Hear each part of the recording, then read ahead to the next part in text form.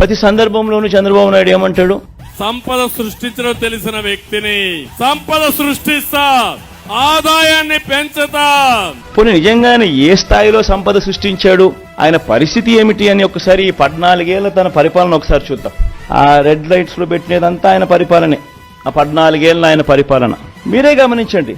ఆయన పరిపాలన చేసిన ఏ సంవత్సరంలో అయినా రెవెన్యూ సర్ప్లస్ ఉందా? ఆయన పరిపాలన చేసిన ఏ సంవత్సరంలో అయినా మీరు చూడండి రెవెన్యూ డెఫిసిట్. మళ్ళీ రెవెన్యూ ఎక్స్పెండిచర్కే రెవెన్యూ డెఫిసిట్ అవుతా ఉన్నప్పుడు నువ్వు సంపద ఎక్కడి నుంచి సృష్టించావు, ఎక్కడ నీ గత జీవితంలో ఎప్పుడు సృష్టించావు అని అడుగుతా ఉన్నా. It's reality. అదే చంద్రబాబు నాయుడు ముందు పరిపాలన కానీ చంద్రబాబు నాయుడు లేని పరిపాలన కానీ ఒకసారి చూస్తే అంత రెవెన్యూ సర్ప్లసే కనిపిస్తుంది. ఇది రియాలిటీ అయి కనిపిస్తా ఉండగానే సంపద సృష్టిస్తానంటాడు.